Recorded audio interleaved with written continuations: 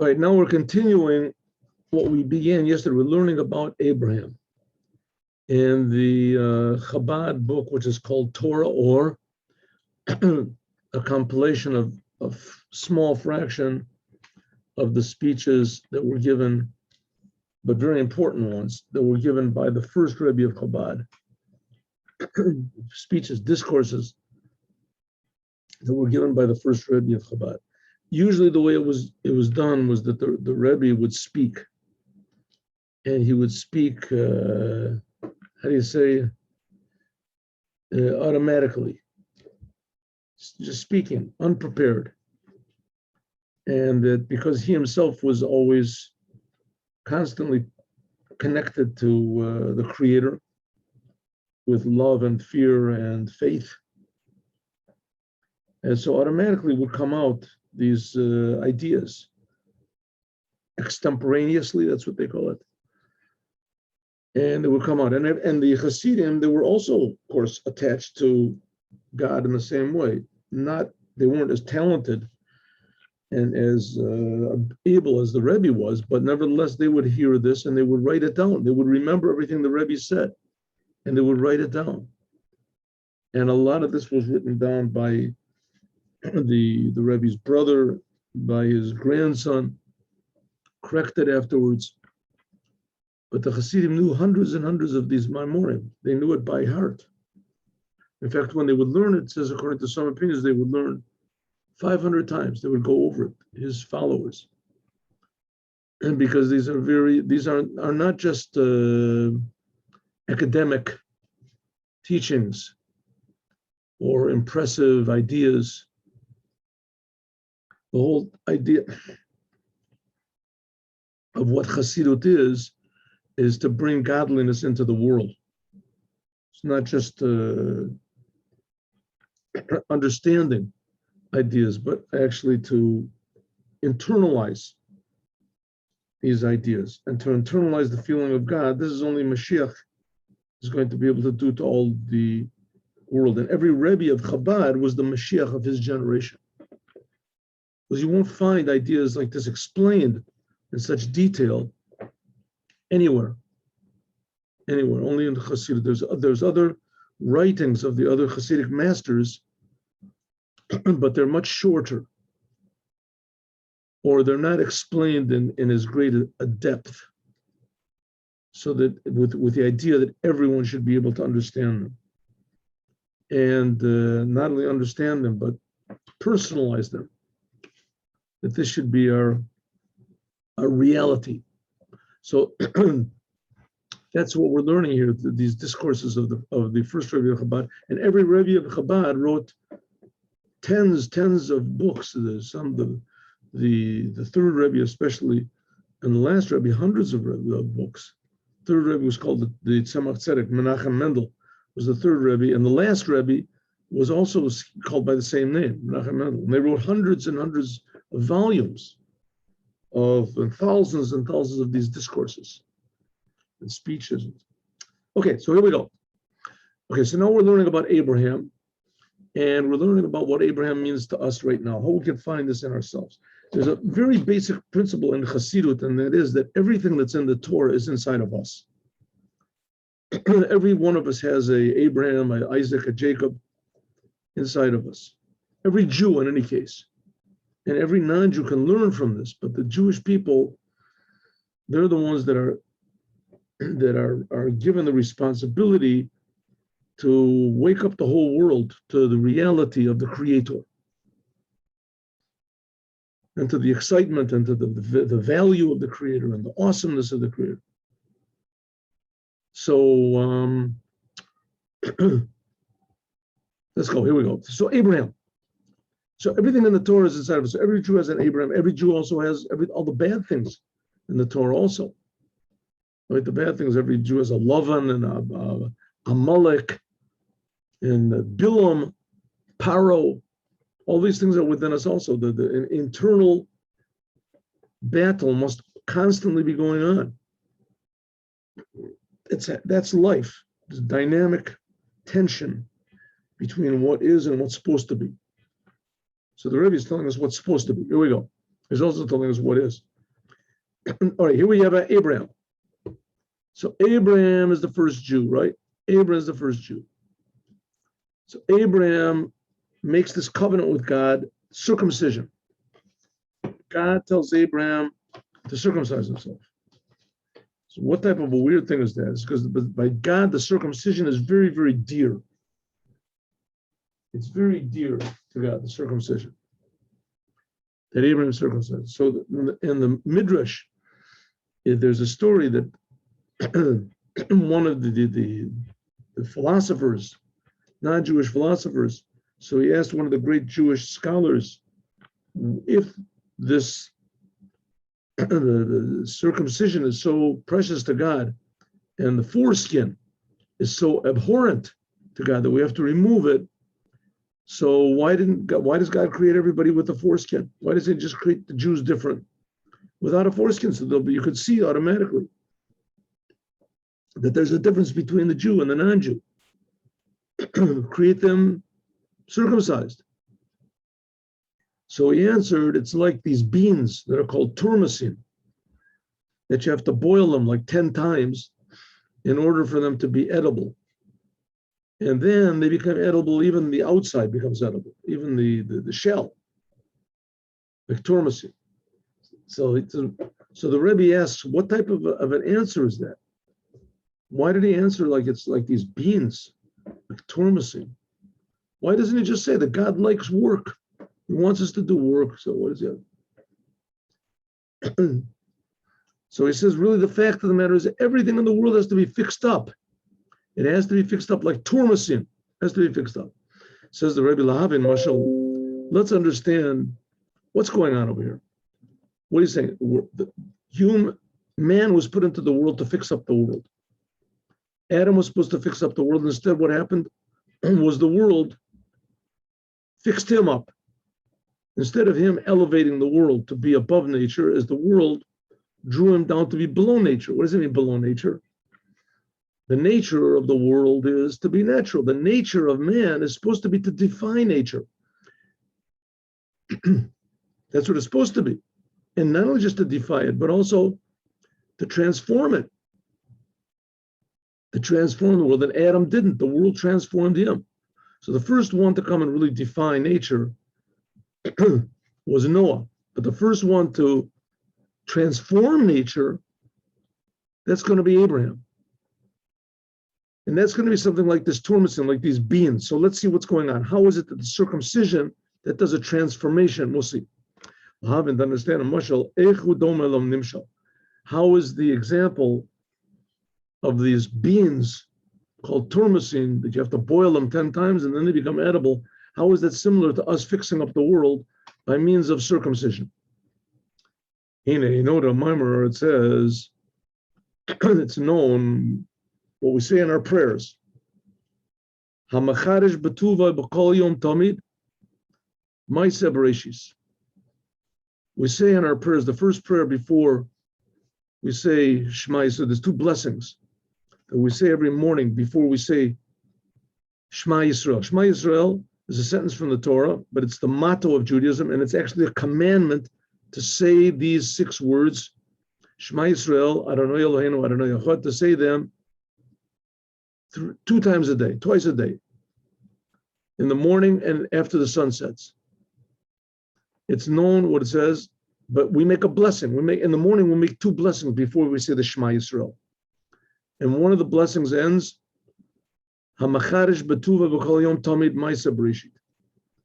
That God renews constantly the whole creation. Ma'aseh bereshit means the whole entire creation. Constantly, God is creating the world. Tamid hu achirush. Constantly, brand new is the world being made, something from nothing. Right? If you're reading this right now, your eyeballs are being made constantly by God. Do you feel this? Well, maybe it's because the reason you don't feel it is because your brain is also being made constantly by God, and everything in the world is constantly made. So there's no point of reference. If you would see that one thing was not made by God all the time, and everything else was, so that you have a point of reference and you could know this is old and this is new. But God makes everything constantly, including us, brand new every moment. So what difference does it make? The difference does it make is the fact is that God is the king of the world. He's creating everything, and everything in the world is a big miracle. Don't take the world for granted. Don't think that the world is the boss. It's not. The world is just a creation. So are we. God creates everything. That's Judaism. God creates everything brand new. What does this mean? It means that there's nothing except for God. That's all there is for God. The whole creation that seems to be so real is just, like we said, it's just a creation. God is just making it all the time. Rak al yedei bechinas mashikatuv. It says v'hivdilo parochet, that God separates lachem being kodesh. God has to separate himself from what's holy and what's not. A person could say, hey, if God creates the world all the time, so that means everything that's happening, God wants it to happen. He's creating everything all the time. So I'll just do what I want. I'll eat what I want, and I'll say what I want, and I'll think what I want, when I want, with who I want. Anything I want, I'll do anything I want. Everything is holy, right? Says the Rebbe, not so fast. When God creates the world, he also creates it according to a certain principles and laws. Like we said, God created the world in order to fix it up. The world is not the way it's supposed to be. God separated himself from the world. Not himself, of course, God is everywhere. There's nothing in the world that can separate us from God. But God's revelation. So we don't know who God is. God, so to speak, disguises himself. And God made the world specially so that there'll be a big difference between holy and holy of holies and profane, the regular, mundane. Beit HaMikdash, in the Holy Temple, for instance, Shamoya Makar Ashpa, there was the source of godliness, Begilia Shekhinah, the revelation of God's presence in the Holy of Holies. Liot Hashpa Nimshach Misham, and from there was drawn down the blessing, Ulahala, for it to be drawn from the Holy Temple, from there and outward. And the world, it wouldn't be so revealed. Everything would be one. It would be too much. At Mount Sinai, when God revealed himself, everybody died. It says the revelation was too much. Only Moses could take it. When there was the Holy Temple, only the high priest, Kohen Gadol, he could take it, and only once a year. And even that once a year, he had to do exactly and think exactly what he was supposed to. One wrong thought, he would die. Too much godliness. It's like putting 1,000,000 volts into a, 20 volt, 20 watts, whatever, light bulb. So how did the godliness come from the Holy of Holies into the world? There was a division.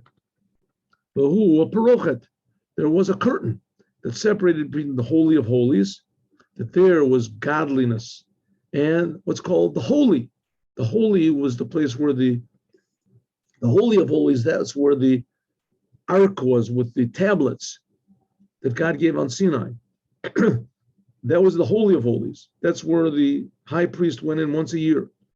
Then there was a curtain, and outside of this curtain was the place where the candelabra, the menorah, was, with 7 sticks. And there was a table where incense was burned. That was what's called the inner sanctum. And then there was the place where the tablets were, that was the inner sanctum. Then there was the inner sanctum, that was where the candelabra was. And there was the show bread, it's called face bread, was there. And then after that would be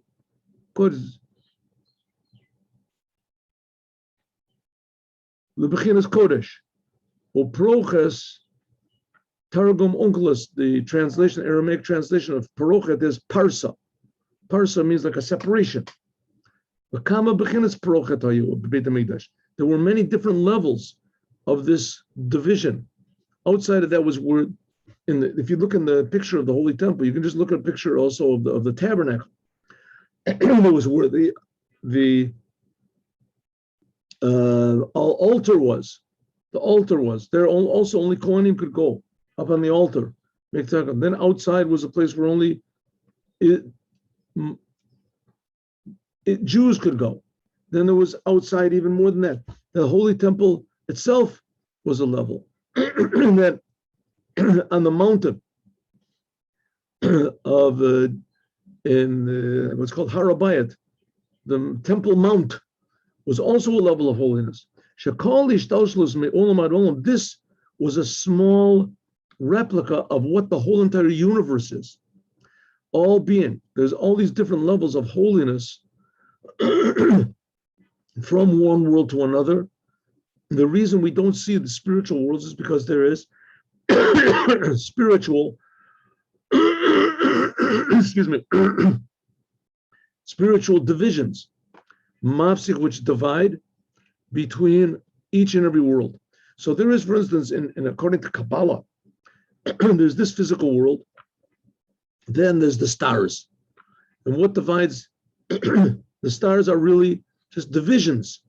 They separate between what's called the chieftain angels, 17 chieftain angels. That's what's called the physical world of Asiya. That's here from the stars and below. Then there's the spiritual level of Asiya. Asiya is the lowest of the four dimensions. Above that is the world of the angels. That's called Yetzirah. Above that is what's called the world of souls. That's called Bria. Above that is the world of just pure godliness. That's Atzilus. That's revealed godliness. But then there's concealed godliness, which is even higher than that. That's before it's called the Tzimtzum. The Arizal, he explains all these different levels, but each and every single one is different levels of reality. This world we're living in is the lowest level of reality that there is. It's called the world of lies. The whole world is a big bluff. But here, potentially, is the highest of all. We'll see. Because here we can do the Torah and the commandments. That's the whole story of creation. Nevertheless, our inspiration comes from the upper worlds. Because in this world, we can't guess there's anything like spirituality. And how much more so we can't guess there's such thing as a creator. Idolatry means worshiping spirituality, because spirituality is a creation. And Judaism says you have to worship only the creator, but the creator is concealed from us by hundreds, thousands of separations and divisions and dimensions. That's what it means that God enlivens, that he renews constantly in his great goodness. That God's creation of the world from nothing to something, it's a novelty. What's this novelty? The novelty is al yedei mesach or parsa nase or chadash. By means of this division, there's made a new light. Okay, what we just explained now is from our point of view. From our point of view, how concealed God is. But let's look at it from God's point of view. God wants to create this physical world. How does he create the physical world? He has to do it, but he has to do it. This is what God decided to do. He has to do it by all these divisions and separations and concealments and veils and contractions. Each one of these veils and contractions, true, it hides what's above, but it also creates what's below. It creates a whole new level of reality, a lesser level of reality, but still it creates a level of reality which is below it. So that's what it means. By means of these divisions, there is made a new type of a light, or shel tolda, a born, a created light. The ein ze mimehut or rishon. This is not from the first original light of God. Because when it comes down, nasa od parsa it has the ability to make another division, until it makes the physical world. So what's the Rebbe saying over there? The Rebbe is saying, yes, God creates the whole world constantly, and he creates the whole world personally. So everything is, and there's nothing except for God. But this fact, the feeling of what I just said, the reality of what I just said, is so distant from us that we have absolutely no comprehension of what it means. Not only we have no comprehension, even to say that we could comprehend it, to say we have no comprehension is ridiculous. It's like saying you can't understand mathematics no matter how big a plastic bag is that you have. You can't grab the ideas of mathematics. A plastic bag is not the proper vessel to grab mathematics. Well, your mind is not the proper vessel to grasp spirituality, and how much more so to grasp the creator of spirituality. And that's even the lowest level of spirituality we can't grasp. How much more so higher levels than that? Like we said, there's the world of the angels, the world of the souls. But nevertheless, this whole entire business, God is creating brand new constantly.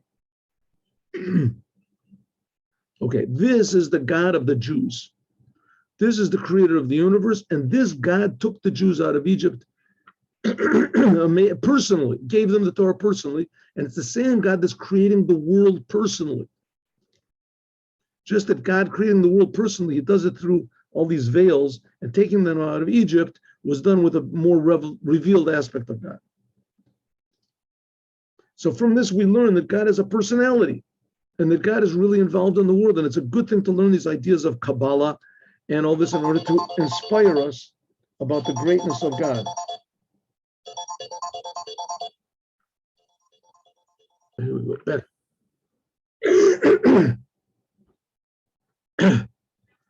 All right. But there's a lot of different levels of these concealments. Like we say,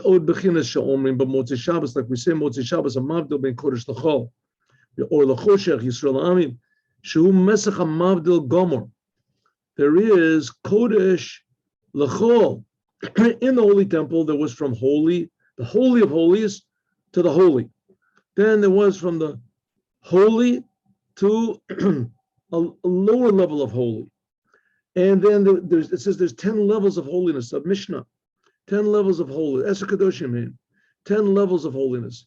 The land of Israel is holy, etc. But then there's what's called a division between what's holy and what is mundane, not holy at all. What does that mean? What is not holy at all? There are things in the world that have no hint whatsoever that God is creating them. Nothing, no indication whatsoever, which is 99.99999% of what we see in the world, right? What does indicate that there's a creator? Once in a while, there's a Jew that has self-sacrifice, like Abraham. True self-sacrifice, that he doesn't care anything about himself. That we're going to learn, that's the whole idea of the where Abraham took his son to sacrifice him, the Akedah. There's no logical explanation why any human being would do such a crazy thing. He stood to lose everything. He did it only for God. That's called holiness. Holiness means totally devoted to God with no thought of any sort of remuneration, no, not logically at all. Okay, so then there's a separation between holy and mundane. This is a total separation. The Ein Odoma Laparsa, this is not similar to what we said, all these divisions and veils, Shemapsik ben Kodesh LaKodesh Kodashim, which divides between the holy and the Holy of Holies. Shezeo derech ishtalshlus. This is what's called, by the way, of a chain of creation, of the same exact light. Shenid Gashem, it just becomes more and more physical. V'gam la'achar aparsa, and after these veils, Hu Kodesh, which it went from Holy of Holies to be holy, and then it went from holy, the holy, to be a little less level of holiness, etc. Masha'en Kain ben Kodesh l'chol, which is not the case.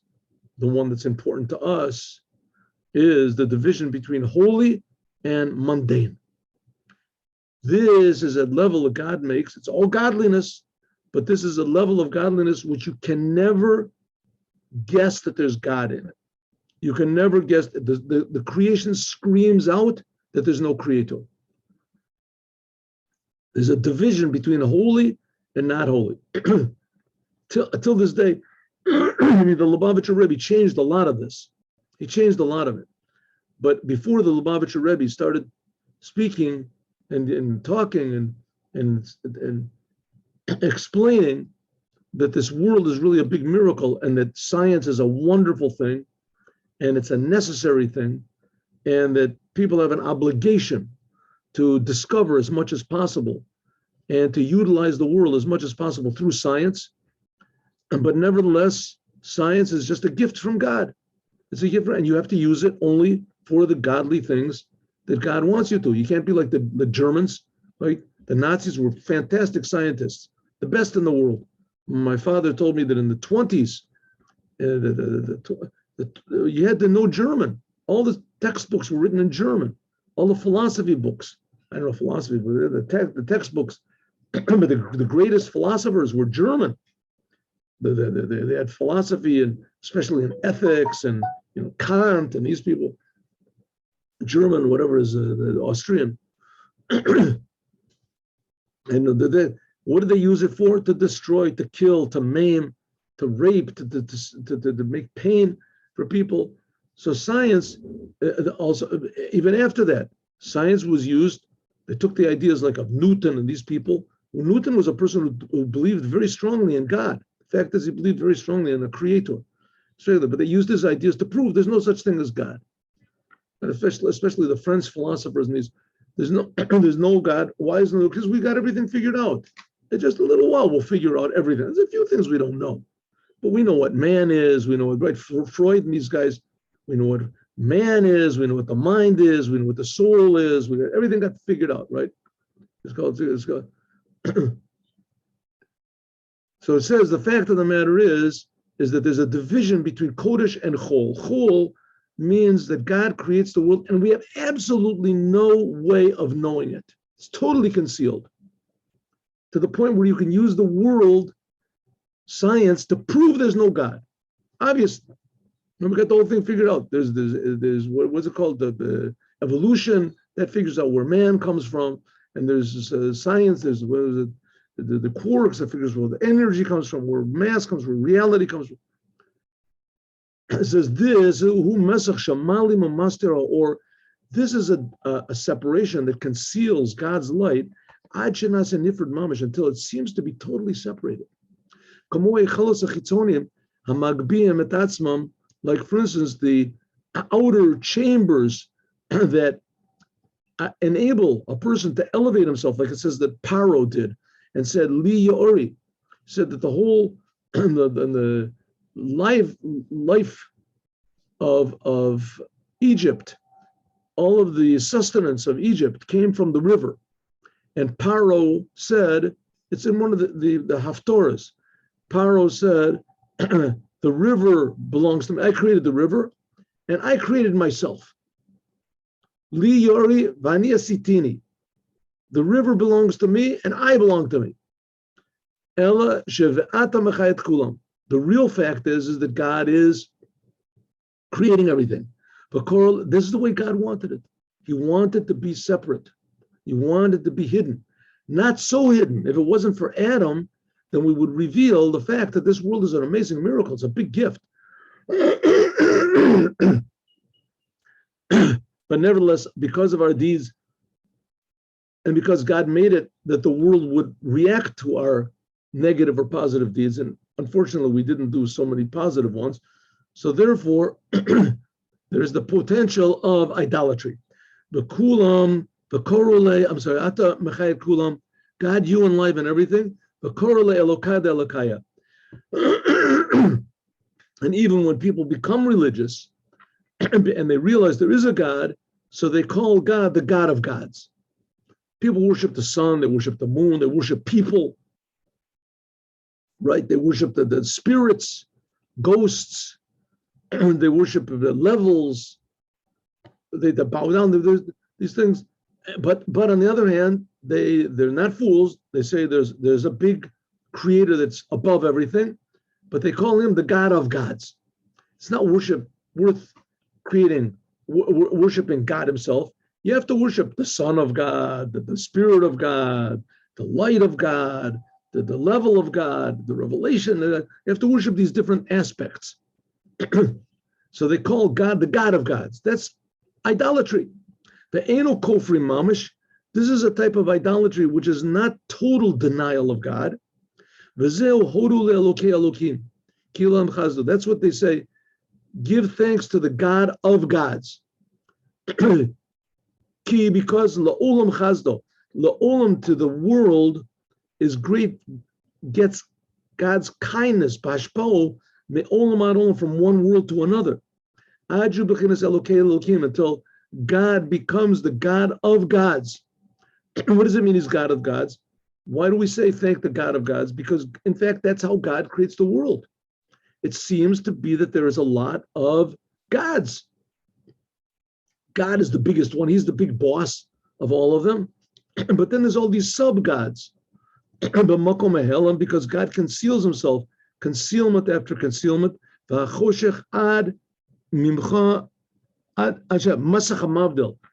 there is a division, that's called Albi Shamayim Kadrot. That's what it means, that God clothes the heavens in sackcloth. Okay, what's this got to do with us? We're going to see, this is going to be the idea of the circumcision. In this level of the mundane world where God is totally concealed, yesh beis bechinas. In this, there's also two levels. One is chol gamor. One is totally mundane. What's called heichal is the noga. And this is what we say are the chambers of creation, the korlo elokad elokayim, that they call God the God of gods. But the second is bechinas chol in shenas al Torah HaKodesh. Okay, let me just explain something over here. There's a lot of people that deny that there's God at all. This is the worst of all. And there was once, idolatry is really a big sin. It's not a good thing. There's different levels of idolatry also. There's some people that they just worship a star, a planet, or something, right? They worship a thing, a person. They say, this person, he is God, right? But that in the end is rare. Everyone, pretty much all the religions, they admit that somehow or other, there's some big power, some big superpower that he or it, whatever it is, creates all these sub-powers. And the big power is too big, it's too high. So you worship the sub-powers. You worship the other, right? The lower powers you worship. So that's called the God of gods. But then there's a lower level, and the Rebbe is not really talking about that here. And those are people who say that there's no such thing as God at all. Okay, but this also is not true, because those people that say that there's no such thing as God, they do worship God, but they think that they themselves are God. In other words, they think that their consciousness is the ultimate consciousness, and their will is the ultimate will. This is what's happening now in the world, right? With these woke people and these things. They want to say, everyone wants to say, God exists and it's me. I'm God, and I call all the shots, and no one's going to tell me what to do. And if I decide that there's, two genders, then there's two genders. If I say that there's 25 genders, then there's 25 genders. If I say there's 56 genders, then there's 56. Whatever I want, I can say, right? The problem, of course, with this is when you get around to killing people, right? Is life and death the same thing? So they say, okay, let's not make life at all. We'll get rid of this problem by not having, no one will be born. There's no one will be born. There won't be a problem with life. We'll make abortions, the homosexuality, so that there won't be any people anymore. There won't be any life. That gets rid of the problem, right? But until then, I'm God. Right? Until then, I'm God. Okay, this, of course, is a big fallacy. It's really not true. But still, everybody somehow or other feels that there's some sort of a power that somehow or other making this whole business happen, right? Something is doing it, whether it's personal, it's impersonal. Nevertheless, all these mistakes, all these misconceptions, all these tremendous errors in life are caused because God conceals himself. God personally, intentionally concealed himself. That's how he made the world. That's how the Torah begins, that God said, let there be a world, let there be light, let there be a firmament. God spoke. Speaking is a concealment of the person, right? A person himself, he has to go outside of himself when he speaks. On the other hand, it's also a revelation of the person. The person is revealing what's inside of himself. Take it or leave, whichever way you want to tell it. If you're in a place where you don't understand the language, so then everything is a big concealment, right? You go to France, you don't understand French, so you have to talk with your hands or something, but you don't understand what anybody's talking about. Same thing with the world. If you don't understand the language, who understands the language of God's creating the world, then the whole world is just a big confusion. It doesn't make any sense. But if you start to understand that the world does have meaning, then you can see that the world is a creation. It says that's another type, that's what's called chulin shenase al tarot hakodesh. There were rabbis that treated even mundane food as though it was holy food. Holy food is a different law. You have to keep it away from impurity and etc. And so they would treat it, they would have to wash your hands before. Chulin shel moed, with like cholo shel moed, chol hamoed, the intermediate days of the holiday. The regular days you can drive your car and cook food. It's mundane, but it's a holy mundane. It's the intermediate days of the holiday. Hainu, shenimshach ha'ora, there's a little bit of a ray of godliness that's called bitul, a surrender. Gam b'hachol, even on the weekday. U'kamo alidei shemira Shabbos, for instance, keeping Shabbat. Yesh ha'ara b'sheshet yamei achol, there is a ray of the 6 days of the week. It's kedusha de Shabbat. The first 3 days from Shabbat, you feel holiness a little bit. The Gimel Yomim Achronim Mishabbat, and the last days which prepare you for the coming Shabbat.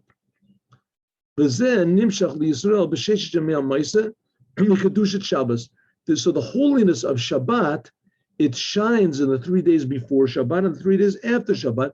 You can feel a little bit.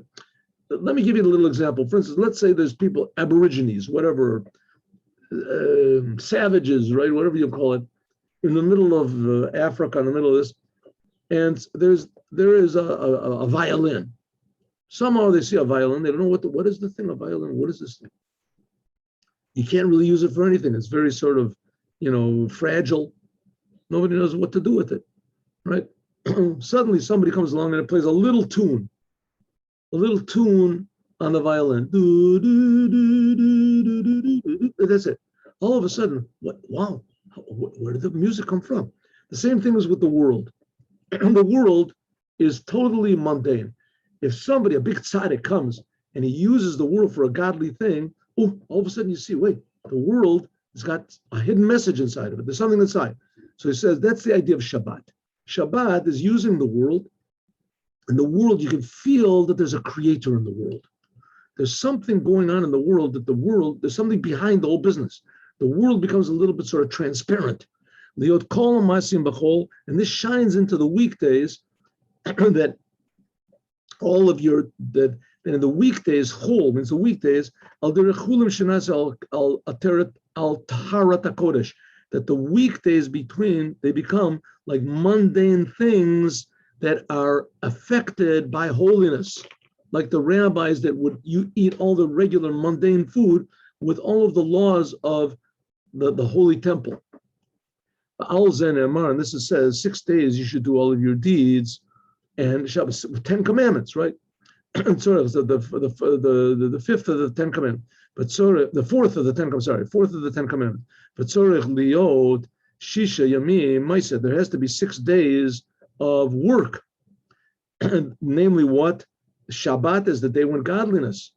Al yedei helam masach, namely 6 days of mundane work, and then afterwards there can be bittul mamish. Then afterwards you can, by using the 6 days the way that God wants, then there can be a total what's called surrender and revelation in Shabbat. It says that the future redemption by means of Moshiach is going to be like Shabbat. Tefillah, just like prayer of Shmon Esrei. Every day we pray this Shmon Esrei prayer, the Amida prayer. It's 18 blessings. Really, it's 19 blessings. The rabbis added another blessing in the end against the church. It was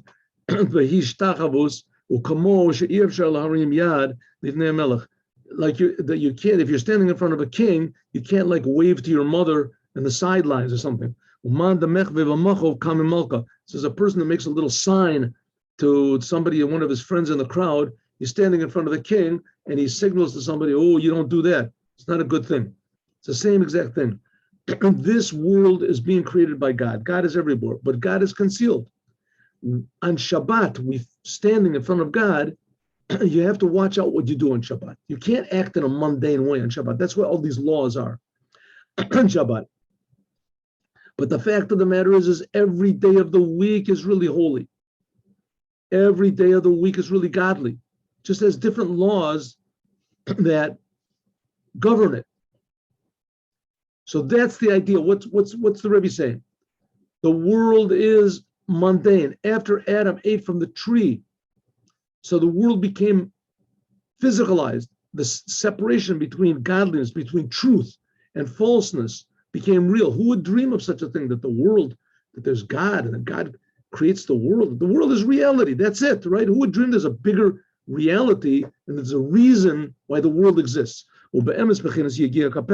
These 6 days that we work in the 6 mundane days, by means of the 39 works that we do, planting and plowing and harvesting, by means of our deeds, we draw down a new creation, something new, and that this, we become partners with God, renewing the world constantly. That's what it means, that God created the whole world in order to fix it up. He created the world to fix it up. And that's this idea of these beings, turmasin. Tzarich tikun, they have to be fixed up to transform their bitterness to be sweet.